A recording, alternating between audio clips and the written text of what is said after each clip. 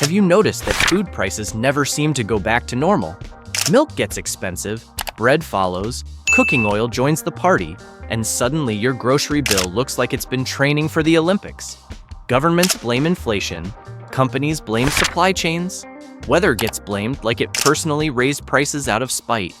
But none of that explains why food prices rise fast, fall slowly, and somehow always hurt the people least able to afford it. So here's the uncomfortable question most people never ask. Who actually controls the system that decides how much food costs in the first place? The answer isn't a single person or country, it's a hidden network. Quiet, powerful, and deeply embedded in how food moves around the planet. Food prices are decided after the harvest. We like to imagine food prices start on farms. Grow more wheat, prices drop. Grow less, prices rise. That logic worked 100 years ago. Today, food pricing happens long after crops leave the soil. Once food enters the global system, it becomes a logistical object, a financial asset, and a geopolitical variable all at once. Grain doesn't magically appear in supermarkets. It moves through storage facilities, ports, shipping lanes, insurance contracts, futures markets, and currency exchanges.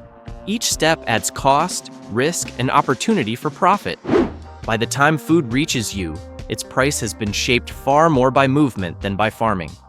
In the modern world, food doesn't belong to whoever grows it. It belongs to whoever controls the route. The companies you've never heard of. At the center of the global food system sits a small group of companies that almost no one can name, yet almost everyone depends on. Firms like Cargill, Archer Daniels Midland, Bunge, and Louis Dreyfus Company dominate global trade in grains, oilseeds, and agricultural commodities. They are often called the ABCD traders, not because they are simple, but because their influence is foundational. These companies don't sell cereal boxes or bread loaves. They sell access. They buy crops from farmers, finance production, store harvests, operate silos, run export terminals, charter ships, insure cargo, and deliver food to processors around the world. They own the pipes through which food must flow. If you control the pipes, you don't need to control the farms. Storage, the most boring form of power. Storage sounds dull until you realize it can move markets. Grain stored in the wrong place at the wrong time is functionally useless. Grain released at the right moment can stabilize prices or spike them. Large trading firms own or control massive storage capacity across continents. This gives them flexibility that smaller players simply do not have. When markets are calm, storage is invisible. When markets panic, storage becomes power. The ability to wait, delay, or redirect supply during uncertainty is what separates survivors from casualties in volatile food markets. This doesn't require conspiracy, it's structural advantage. Shipping turns geography into pricing. Roughly 4/5 of global trade moves by sea, including most staple foods. That means your dinner depends on places you'll never visit and routes you've never heard of. The Black Sea, the Red Sea, the Suez Canal, the Panama Canal. These aren't just lines on a map, they are pressure points. When ships can't pass safely or efficiently, food doesn't stop moving. It just gets more expensive to move. Detours add weeks to journeys. Fuel costs climb. Insurance premiums rise. Fewer ships are available at any given time. Prices adjust instantly, even though the food itself hasn't changed. This is why food inflation often follows conflict and disruption faster than logic suggests. The system reacts not to shortages, but to risk. When one route breaks, everyone pays.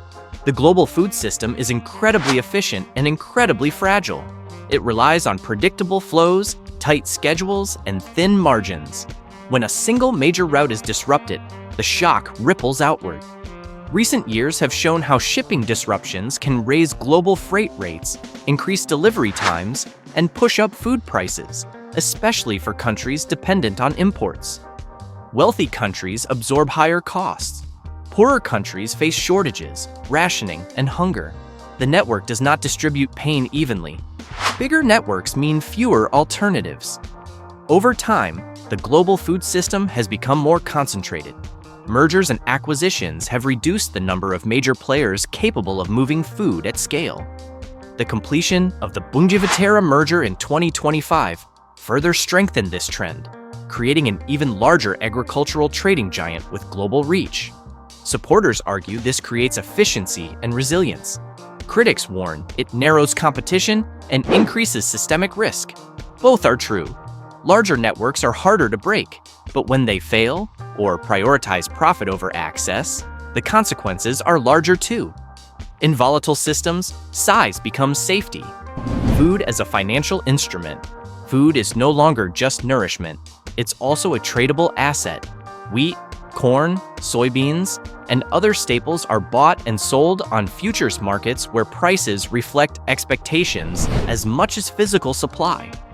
These markets exist to manage risk, and they serve an important function.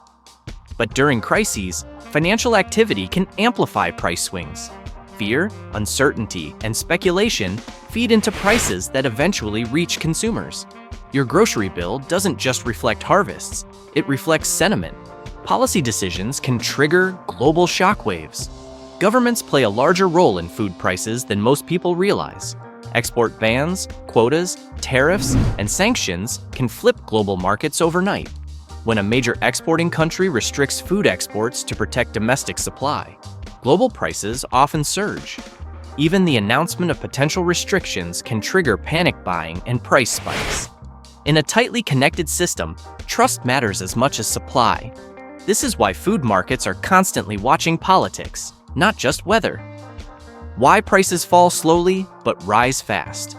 One of the most frustrating features of food inflation is how stubborn it is. Prices rise quickly during crises but fall slowly afterward. This happens because costs introduced during disruption, shipping contracts, insurance rates, energy prices, financing costs, don't disappear overnight. Retail prices also lag global benchmarks. Currency weakness, local taxes, transport costs, and retailer margins all slow the transmission of relief. By the time prices ease, consumers are already exhausted. The system remembers pain longer than it remembers calm. Hunger is not an accident. Despite easing global price indexes, hunger remains widespread. Hundreds of millions of people still face food insecurity, not because food doesn't exist, but because access is uneven. The hidden network doesn't create hunger alone, but it determines how shocks spread, who absorbs risk, and who is left exposed. In a system optimized for efficiency rather than resilience, the poorest are always the first to feel disruption. Food scarcity today is less about production and more about distribution. Is this a conspiracy? No, it's infrastructure. There is no secret room where executives decide how much bread should cost. There doesn't need to be. Power in modern systems comes from control over infrastructure, not intention. The companies at the center of the food network operate legally, transparently enough, and often efficiently. But efficiency combined with concentration creates fragility. And fragility, when stressed, creates winners and losers. This is not about villains, it's about systems. Why this matters in the future. Climate change, geopolitical conflict, population growth, and energy transitions are all increasing volatility. That means the food system will face more shocks, not fewer. In such an environment, networks that control movement will grow even more influential. If the pipes remain narrow and centralized, pressure will continue to build. Understanding this doesn't make food cheaper tomorrow, but it changes how we think about solutions. Real food security isn't just about growing more. It's about diversifying routes, reducing choke points, improving transparency, and building resilience into the system itself. And if this video changed the way you look at your grocery bill, remember, food prices don't just rise by accident. They move through hidden systems most people never see. If you want more stories that reveal how the world actually works behind the scenes, like and subscribe. Every week we break down the invisible networks shaping your life without the noise, so you can see the bigger picture before everyone else.